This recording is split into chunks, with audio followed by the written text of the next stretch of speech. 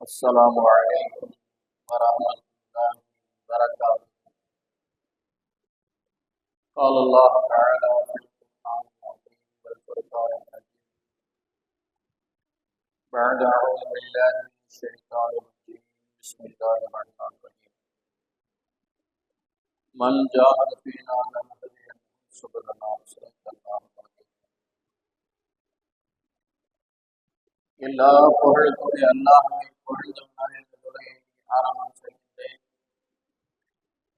சலாத்தும் சலாமும் நபிகள் பெருமானார் ரசூலுல்லாஹி ஸல்லல்லாஹு அலைஹி வஸல்லம் அவர்கள் மீதும் அவர்கள் உத்தம சத்திய சஹாபாக்கள், தாபீன்கள், ஷுஹதாக்கள், சாலிஹீன்கள் நம் அனைவரின் மீதும் அல்லாஹ்வுடைய அன்பும் அருளும் என்றென்றும் உண்டாவதாக. ஆமீன். கண்ணியத்துக்குரியவர்களே, அல்லாஹ் நல்லடியார்களே, புனிதமான இந்த ஜும்மாவுடைய தினத்திலே அவனுக்கு விருப்பமான அவனுடைய இல்லத்தில் நம்மவர்களை ஒன்று கூட செய்திருக்கிறான்.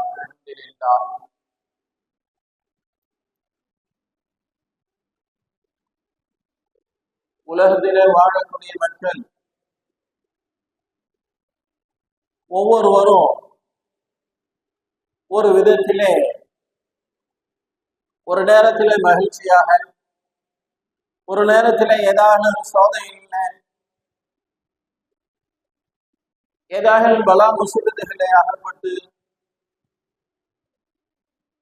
பலவிதமான சோதனைகளுக்கு உள்ளாக்கப்படக்கூடிய நிகழ்வுகளை இந்த உலகத்தில் நாம் கண்டு வருகிறோம். அது அவரவருடைய வாழ்க்கையில் அல்லாஹ் தஆலா கொடுக்கக்கூடிய சோதனைகள். சில நேரங்கள்ல அல்லாஹ் தஆலா பொருளாதாரத்தை மேம்படுத்தி கொடுக்கும் சோதிக்கின்றான். சில நேரங்களிலே பொருளாதாரத்தை இல்லாமலாக்கியும் சோதிக்கின்றான். இப்படி பல வகையாக மனிதர்களுக்கு சோதனைகள் என்பது உலகத்திலே வரக்கூடிய இயல்பு. அது மனித படைப்பு அனைவருக்கும் எல்லாம் நேரடியாக வைத்திருக்கிறான். அதே நேரத்திலே மனிதன் யாருக்கும் அடிமைப்பட்டு வாழ்வதை விரும்புவதில்லை. அடிமை வாழ்வை எந்த மனிதருமே உலகத்தில் விரும்புவதில்லை. அது பொருளாதாரத்துல மிகைத்திருந்தாலும் தாழ்ந்திருந்தாலும் அந்த மனிதர் ஒருவருக்கு அடிமைப்பட்டு சேவகம் செய்வதை விரும்புவதே இல்லை. இது போன்றுதான் இந்த இந்தியாவை இஸ்லாமிய குறுநில மன்னர்கள் 800 ஆண்டு காலம் ஆட்சி செய்து இருக்கிறார்கள். அதே நேரத்திலே பிரிட்டிஷ் கம்பெனிகள், ஆங்கிலேயர்களுடைய படையெடுப்பு, இங்க இருக்கக்கூடிய வளமான சூழ்நிலையை பார்த்து வணிகம் செய்வதற்காக, வியாபாரத்திற்காக வேண்டி இந்தியாவுக்கு வந்த ஆங்கிலேயர்கள், பிரிட்டிஷ் கம்பெனிகள் ஆங்காங்கே முகாமிட்டு குறுநில மன்னர்களை அவர்களெல்லாம் தந்திரமாக தங்களுடைய கைகளில் போட்டு அவர்களை எதிர்க்கக்கூடியவர்களை எல்லாம் சிறையிலிட்டு அடிமைப்படுத்தி சன்னம் சன்னமாக இந்த இந்தியாவை கைப்பற்றினார்கள். இதிலிருந்து மீள வேண்டிய ஒரு சூழ்நிலை இந்த சமூகத்திற்கு உண்டானது. இதிலிருந்து மக்களை விழிப்புணர்வு ஏற்படுத்துவதற்காக வேண்டிதான் நிறைய உலமா பெருமக்கள், இஸ்லாமிய சமுதாயத்தை சார்ந்தவர்கள் சுதந்திர வேட்கையை இந்த மக்களுக்கு ஊட்டினார்கள். தங்களுடைய ஜும்மாவுடைய உரைகளிலே நாம் அடிமைப்பட்டு கடந்து கொண்டிருக்கிறோம், நமக்கு சுயாட்சி வேண்டும், நாம் யாருக்கும் அடிமைகளாக இருக்கக்கூடாது, இறைவனுடைய அடிமை என்ற பெயர் மட்டும்தான் நமக்கு இருக்கணும் என்பதாக இஸ்லாமிய பிரச்சாரத்தை துவக்கிய உலமா பெருமக்கள் ஆங்காங்கே மாநில வாரியாக, மொழி வாரியாக தங்களால் இயன்ற கருத்துக்களை சமுதாய மக்களுக்கு மத்தியிலே வெளிப்படுத்தினார்கள். இந்த நாடு சுதந்திரம் பெற வேண்டும், வெள்ளையர்களை விரட்டி அடிக்க வேண்டும், வெளியேற்ற வேண்டும் என்பதற்காக வேண்டி இன்று வரலாறுகளை எல்லாம் ஆட்சியாளர்கள் மறைத்து விட்டார்கள். ஆனாலும் நடுநிலை எழுத்தாளர்கள் இன்னும் சில இஸ்லாமிய சமூகத்தை குறித்து, இஸ்லாமிய சுதந்திர போராட்டத்தில் இஸ்லாமியர்கள் பங்கு என்பதாக சில புத்தகங்களை மாற்றார்கள் இன்னைக்கு எழுதியிருக்கிறார்கள். அவைகளை திறந்து பார்த்தால் தெரியும், நிறைய இஸ்லாமிய சமுதாயம் இந்த சுதந்திரத்திற்காக வேண்டி, ஆங்கிலேயர்களிடமிருந்து விடுபட வேண்டும் என்பதற்காக வேண்டி தங்களுடைய பொருளாதாரங்களில் நிறைய செலவிட்டு இருக்கிறார்கள், தங்களுடைய இரத்தங்களை சுற்றி இருக்கின்றார்கள், தங்களுடைய இன்னுயிர்களை இந்த நாட்டினுடைய சுதந்திரத்திற்காக இழந்திருக்கிறார்கள். வரலாற்று குறிப்புகளை பார்த்தால் தெரியும்.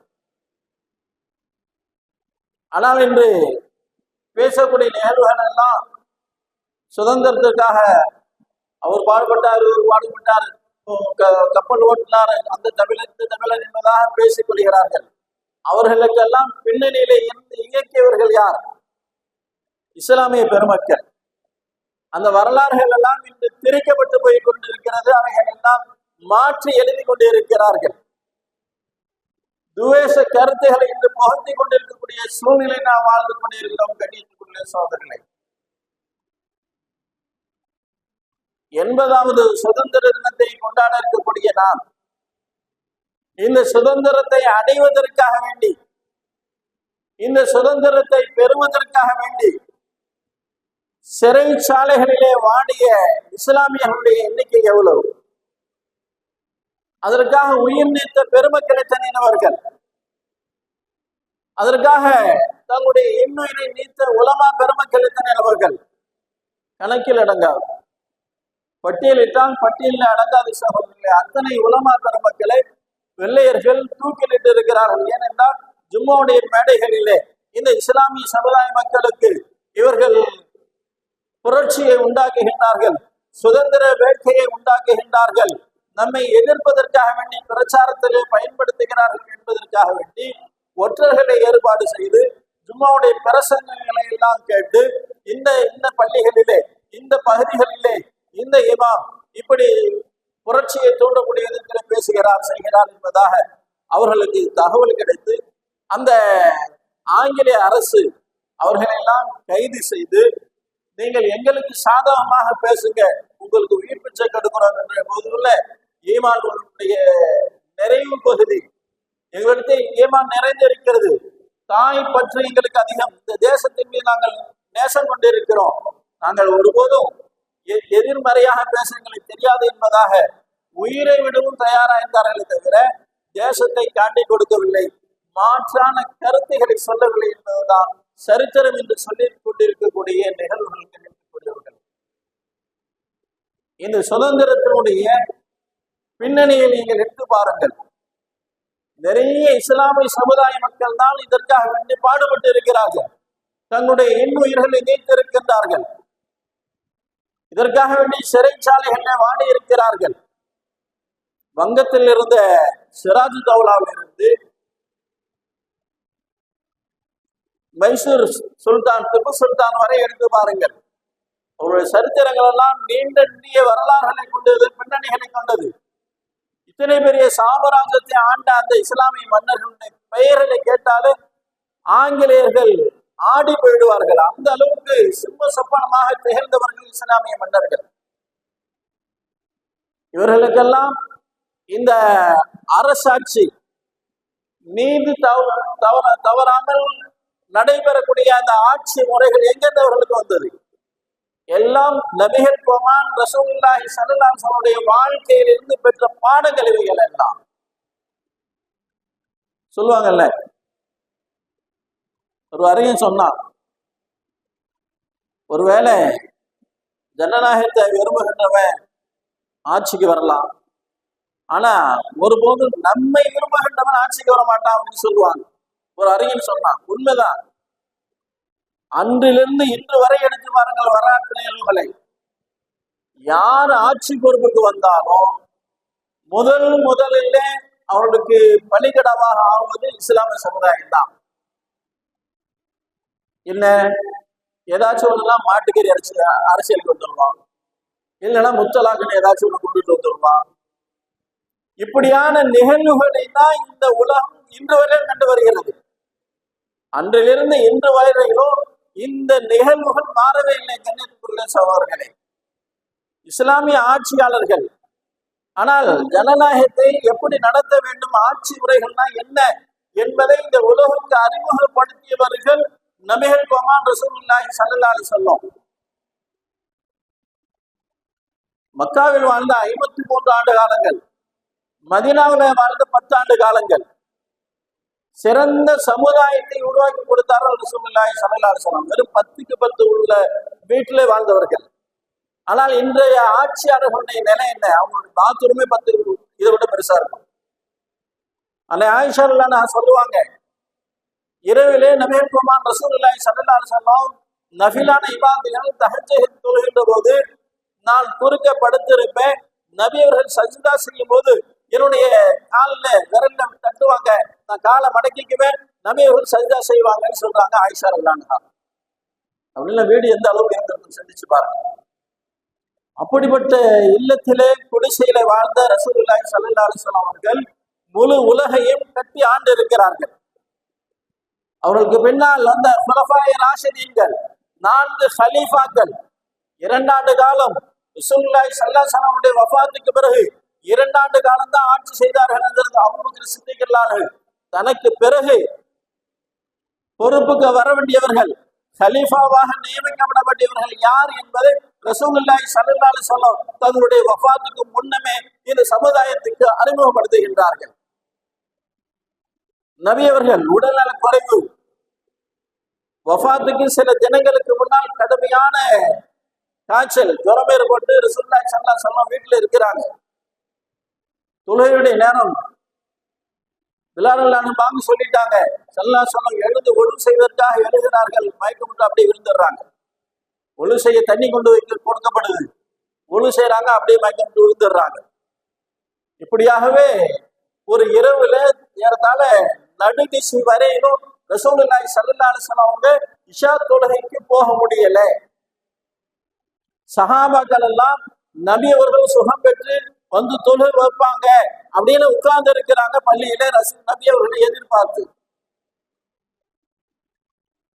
ரசூலுல்லாஹி ஸல்லல்லாஹு அலைஹி வஸல்லம் மயக்கம் தெளிந்து என்னுடைய தோழர்களால் தொழுது விட்டார்களா என்பதாக கேட்கின்ற போது அல்லாஹ்வுடைய ரசூலே தங்களுடைய வருகையை எதிர்பார்த்தும் சஹாபாக்கள் அமர்ந்து இருக்கிறார்கள், யாருன்னும் இஷா தொழுகலை.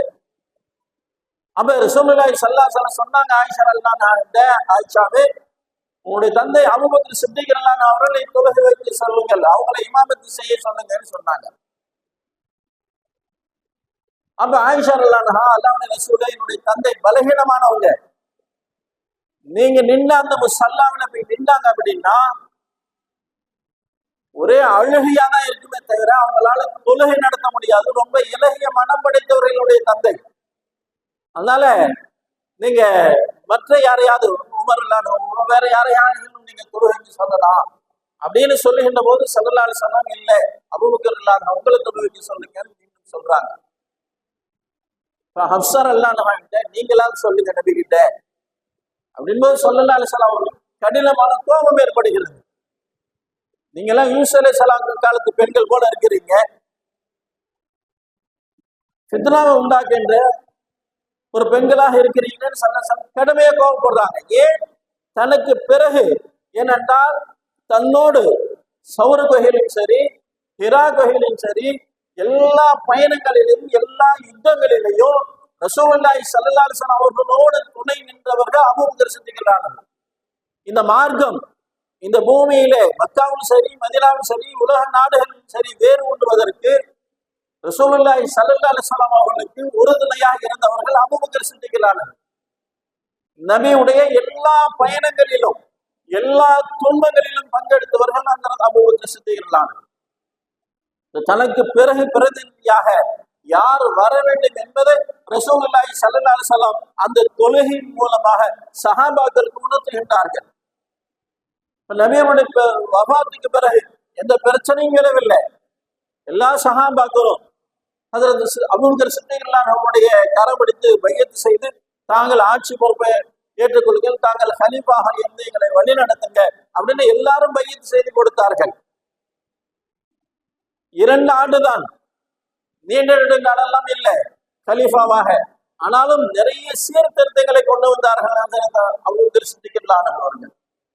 எந்த அளவுக்கு என்றால், நபியுடைய காலத்திலே ஜகாத்தை கொடுத்து கொண்டிருந்த மக்கள் ஜகாத்தை கொடுக்க மறுத்தால் அவர்களோடு நான் போர் தொடுப்பேன் என்றார்கள். ஏன்? நபியுடைய காலத்துல கொடுத்திருக்கிறீர்கள். நபியுடைய காலத்துல இருந்த ஒரு நிகழ்வு நபி இல்லைன்னா அது மறைஞ்சிருமா? அந்த கடமை எல்லா காலமும் உண்டு, அதை நிறைவேற்ற வேண்டும் என்பதை இந்த மக்களுக்கு உணர்த்தியவர்கள் அபூபக்கர் சித்திகளான. அதற்கு உமரல்லான ஏறத்தாழ ஒரு 10 ஆண்டு காலம் பறந்து விரிந்த மக்கா மதீனா அரபு உலகத்தை ஆட்சி செய்தவர்கள். அவருடைய ஆட்சி காலத்தில் தான் நீண்ட நெடு பயணங்கள்லாம் தொடர்ந்து இருக்கிறது. நிறைய மக்கள் இஸ்லாத்தை வந்திருக்கிறார். நிறைய நாடுகள் வெற்றி கொள்ளப்பட்டது. நிறைய மக்கள் இஸ்லாத்தை நோக்கி வருவதற்கு காரணமாக அமைந்தது உமர்லானுடைய ஆட்சி காலம். ஒரு காலத்துல உமர்லான சொல்லுவாங்க, என்னுடைய தந்தை கத்தாம் ஒட்டகங்களை மேய்க்க என்னை அனுப்புவார்கள். ஒட்டக மங்கையை ஓட்டி செல்வேன். மாலையில வருகின்ற போது சில ஒட்டகங்கள் காணாமல் போயிருக்கும், குறையும் எண்ணிக்கையில. என்னுடைய தந்தை எண்ணி பார்த்து விட்டு எத்தனை பா இருக்குது, எத்தனை ஓட்டிட்டு போனேன்னா எனக்கு கணக்கு சொல்ல தெரியாது அப்படின்னு சொன்ன உமருல்லானு. ஆனா அவங்களுடைய பெயரை கேட்டா கைசர் கிஸ்ரா மன்னர்கள் கோட்டைகள் எல்லாம் அதிர்ந்து போகும், ஆட்ட காணும். அப்படியான ஆட்சியை நீதி தவறாத ஒரு ஆட்சி முறையை இந்த உலகத்துக்கு கொடுத்தவர்கள் என்ன உமருல்லானு. கண்ணியத்துள்ள சோதரர்களை சிந்தித்து பாருங்கள். இப்படி உலகத்துடைய ஆட்சி அதிகாரங்களை எல்லாம் ஒரு நெறிமுறைப்படுத்தி இந்த முறையில தான் ஆட்சி முறைகள் இருக்க வேண்டும், சமுதாய மக்களை இப்படித்தான் வழி நடத்த வேண்டும் என்ற நெறிமுறைகளை எல்லாம் வகுத்து கொடுத்தவர் ரசூலுல்லாஹி ஸல்லல்லாஹு அலைஹி வஸல்லம். அவங்களுடைய பாசறையில வளர்ந்த 4 சஹாபாக்கள் குலஃபாய ராஷிதீன் என்று சொல்லப்படக்கூடிய அபூபக்கர், உமர், உஸ்மான், அலி ரலியல்லாஹு அன்ஹு போன்ற அந்த சஹாபாக்கள் என்ன செய்தார்கள்? ரசூலுல்லாஹி ஸல்லல்லாஹு அலைஹி வஸல்லம் அவர்களை போலவே எல்லா விஷயங்களிலும் நீதி நேர்மை, மக்களுக்கு உண்டான சிரமங்களில் பங்கெடுத்தல். ஆனால் நபி அவர்கள் இத்தனை லட்சம் சஹாபாக்கள் உருவாகிவிட்டார்கள் என்பதனால் எல்லாம் நம்ம சொன்னா கேட்பாங்க, சேவகத்துக்கு பயன்படுத்திக்குவோம் அப்படின்னு சொந்த உபயோகத்துக்கு எந்த ஒரு சஹாபியையும் ரசூலுல்லாஹி பயன்படுத்தலை. யாரையும் தன்னுடைய சொந்த தேவைக்கு வீட்டு வேலை செஞ்சு கொடு, என்னுடைய பொருளாதாரத்தை மேம்படுத்தி கொடு, என்னுடைய உடைகளை துவச்சி கொடு, எதுக்குமே கேட்கலைங்க. ஆனா இன்று இருக்கக்கூடிய நிலைகள் என்ன? கண்ணியத்துக்குரிய சோதனை சிந்தித்து பாருங்க. இப்படி உலகத்திற்கு ஆட்சி முறைகளை அறிமுகப்படுத்தியவர்கள் சஹாபா பெருமக்கள். இந்த இஸ்லாம், இந்த இஸ்லாம் இந்த நாட்டினுடைய பண்பு எப்படிப்பட்டது? ரசூலுல்லாஹி ஸல்லல்லாஹு அலைஹி வஸல்லம் அவுஸ் ஹஜரத் என்ற 2 கோத்திரத்தார் மதீனாவுக்கு ஸல்லல்லாஹு அலைஹி வஸல்லம் ஹிஜ்ரத் செல்கின்ற போது அங்கே இருக்கக்கூடிய யூத நசாராக்களாக இருந்தவர்கள் எல்லாம் ரசூலுல்லாஹி ஸல்லல்லாஹு அலைஹி வஸல்லம் வருகையால் நம்முடைய தலைமை பொறுப்பு பறிபோக போகிறது என்பதனால் அவர்கள் எல்லாம் சண்டையிட்டுக் கொண்டிருந்தவர்கள். இப்ப அவர்களை எல்லாம் அனுசரித்து அவர்களை அழைத்து ரசூலுல்லாஹி ஸல்லல்லாஹு அலைஹி வஸல்லம் ஒப்பந்தம் செய்து கொள்கிறார்கள். நீங்கள் எல்லாம் இந்த நாட்டின் பிரஜைகள், தாய் மண்ணை உங்களுக்கு ஆளக்கூடிய அதிகாரம் இருக்கிறது. அதே நேரத்தில் நாங்கள் எல்லாம் மக்காவிலிருந்து இங்கு வந்திருக்கிறோம், அகதிகளாக வந்திருக்கக்கூடிய எங்களுக்கு புகலிடம் கொடுத்திருக்கிறீர்கள். நாம் எல்லாம் சகோதரர்கள், சகோதர வாஞ்சியோடு வாழ வேண்டும், ஒருவருக்கு ஒருவர் விட்டு கொடுக்கக்கூடிய தன்மை நம்ம கிட்ட வேண்டும் அப்படின்னு ரசூலுல்லாஹி ஸல்லல்லாஹு அலைஹி வஸல்லம் என்ன செஞ்சாங்க? மதீனத்து அன்சாரிகளோடு மக்கத்து குறைஷிகளை ஒன்றிணைச்சார்கள். முஹாஜிர்களும் அன்சாரிகளும் ஒன்றிணைக்கப்பட்டார்கள். சகோதரத்துவம், உடன்பிறந்த சகோதரன் அல்ல. இப்படி அகதிகளாக வந்தவர்களுக்கு அடைக்கலம் கொடுத்த மதீனாவாசிகள் அன்சாரிகளை ரசூலுல்லாஹி ஸல்லல்லாஹு அலைஹி வஸல்லம் ஒன்றிணைத்தார்கள். அகதிகள் பிரச்சனைக்கு முற்றுப்புள்ளி வைக்கப்பட்டுச்சு. இப்ப அங்க இருக்கக்கூடிய யூத நசாராக்கள் நாம எல்லாம் ஒன்று. மதீனாவின் மீது யாராக போர் தொடுத்தால் நாம் ஓர் அணியில் நின்று அவர்களை எதிர்க்க வேண்டும். அதே நேரத்திலே உங்களுக்கு ஏதாவது சிரமம் என்றால் நாங்க வருவோம், எங்களுக்கு ஏதாவது சிரமம்னா நீங்க தோல் கொடுக்கணும் அப்படின்னு ரசூலுல்லாஹி ஸல்லல்லாஹு அலைஹி வஸல்லம் அழகான ஒரு ஒப்பந்தத்தை போட்டார்கள். இது அன்று வாழ்ந்த மக்களுக்கு பிடித்திருந்தது. யூத நசாராக்கள் ஒன்றிணைந்தார்கள். உன் மத வழிபாடு நீ நடத்திக்க, அதே நேரத்துல அதெல்லாம் குறுக்கீடு செய்ய மாட்டேன், எங்களுடைய இறை இல்லத்திலேயோ அல்லது எங்களுடைய இமாம்களில் குறுக்கிடக்கூடாது என்பதாக ஸல்லல்லாஹு அலைஹி ஒப்பந்தம் செஞ்சாங்க. முழு சுதந்திரம் கொடுக்கப்பட்டுச்சு. ஆனா இன்னைக்கு இருக்குதா? வட மாநிலங்கள்ல ஏதாவது ஒரு சில நேரங்கள்ல பிறநாள் தொழுகையிலையோ அல்லது வெள்ளிக்கிழமை ஜும்மாவுடைய தொழுகையிலையோ தெருவில் யாராவது தொழுதா பாஸ்போர்ட் முடக்கப்படும். பகிரங்கமா உத்தரப்பிரதேச அரசு அறிவிச்சிச்சு, உங்க பள்ளினா பள்ளிக்குள்ளதான் இருக்கணும். ஆனா இவர்களுடைய சடங்குகள் எல்லாம் தெருவுல தான் இருக்குது. ஆனா இஸ்லாமியர்களுக்கு மட்டும் கடுமையான உத்தரவுகள். உங்களுடைய மத பிரச்சாரங்கள், உங்களுடைய மார்க்கம் சம்பந்தப்பட்ட நிகழ்வுகள் எல்லாம் உங்க 4 சவுத்துக்குள்ள வச்சுக்க, தெருவுக்கு எதுவுமே வரக்கூடாது. உங்களுடைய பாஸ்போர்ட்டுகள் முடக்கப்படும், வீடுகள் இடிக்கப்படும். எத்தனை பெரிய அநீதங்கள் இழைக்கப்பட்டுச்சு. ஆனால் நபியுடைய காலத்திலும் சரி, நபியுடைய பின்னால் வந்த சஹாபாக்களுடைய காலங்களும் சரி, சம உரிமை கொடுக்கப்பட்டு மாற்றார்கள் இந்த உலகத்துல வாழ்ந்தார்கள், மதீனாவிலே வாழ்ந்தார்கள். யாரையும் என்னுடைய மார்க்கம் பெருசு, நீங்க எல்லாம் வெளியே போங்க, இங்க வாழ தகுதி இல்லைன்னு யாரையுமே சொல்லல. அல்லது உன்னுடைய சர்ச் இங்க இருக்கக்கூடாது, உன்னுடைய கோயில் இங்க இருக்கக்கூடாதுன்னு யாரையுமே சொல்லல. அவரவருக்கு உண்டான முழு சுதந்திரத்தை இந்த மார்க்கம் கொடுத்துச்சு. ஆனால் இன்று செய்யக்கூடிய ஆட்சியாளர்களுடைய நிலை என்ன? ஒரு சமுதாயத்தின் மீது மட்டும் குரோத போக்கோடு நடந்து கொள்ளக்கூடிய நிலை. அன்றிலிருந்து இன்று வரையிலும் அது மாறவே இல்லை. கண்ணியத்துக்குரியவர்கள் எல்லாம் முன்னடியார்கள். இப்படி எந்த நேரமும் இஸ்லாத்தின் மீது மட்டும் கடும் கோபம் கொண்டவர்களா மக்கள் இருக்கக்கூடிய ஆட்சியாளர்கள் இருக்கக்கூடிய நிலையை நாம பார்த்து வருகிறோம். ஆனால் இது புதியதல்ல. அன்றிலிருந்து இன்று வரை இந்த சித்தாந்தம் இனி தொடரலாம் செய்யும். ஏன் இதெல்லாம் எதுக்கு?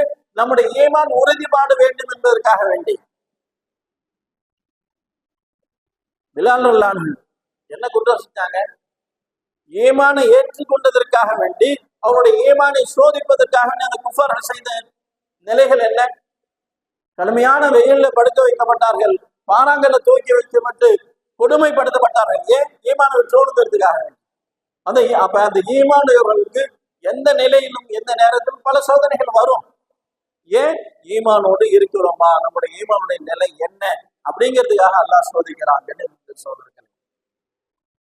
ஆனா நம்முடைய ஈமானை பாதுகாத்துக் கொள்ள வேண்டிய சூழ்நிலையை நம்ம வாழ்ந்து கொண்டு இருக்கிறோம் கட்டாயம். ஏன்னா அவங்களுடைய ஈமானுக்கு பொறுப்பேற்றுக் கொள்ளும்.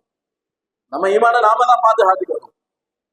அவர் இருக்காரு, இவர் இருக்காரு, எவருமே உதவிக்கு வர மாட்டார்.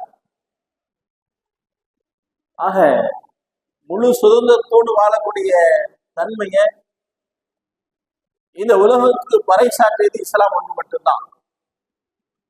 ஆனால் இன்று சட்டங்கள் இருக்கிறது. ஒரு மத வழிபடி அவர் வாழ்ந்து கொள்ளலாம், அவருடைய மத கருத்தை பிறருக்கு சொல்லலாம், பேசலாம், எல்லாம் சட்டம் இருக்குது. ஆனா செயல்பட நாங்க விட மாட்டோம். இதுதான் இன்று ஆட்சியாளர் செய்யக்கூடிய தந்திரங்கள்.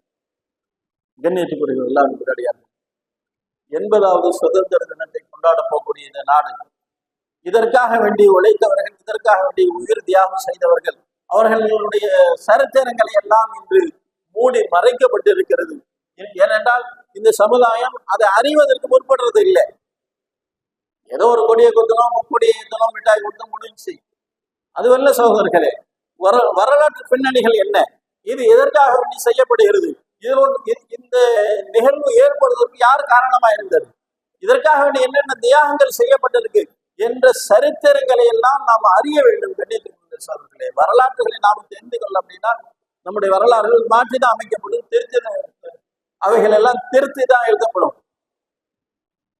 எல்லாத்தையும் மறைக்கக்கூடிய சூழ்நிலையில தான் இங்க நாம வாழ்ந்து கொண்டு இருக்கிறோம். எனவே கண்ணியத்துக்குரிய அல்லாஹ் நல்லடியார்களே, அல்லாஹும் ரசூலுல்லாஹி காட்டி தந்த நெறிமுறைகளை வழிமுறைகளை பின்பற்றி நபி அவர்கள் கற்று தந்த போதனைகளை நம்முடைய உள்ளத்திலே ஏற்றி அல்லாஹும் ரசூலும் விரும்பக்கூடிய விதத்தில் இந்த உலகத்தில் வாழ்ந்து மறையக்கூடிய பாக்கியத்தை அல்லாஹ் அனைவர்களுக்கும் கொடுத்து அருள் புரிவானாக. ஆமீன். வாசல் தாழ்வானா அல்ஹம்துலில்லாஹி ரப்பில் ஆலமீன்.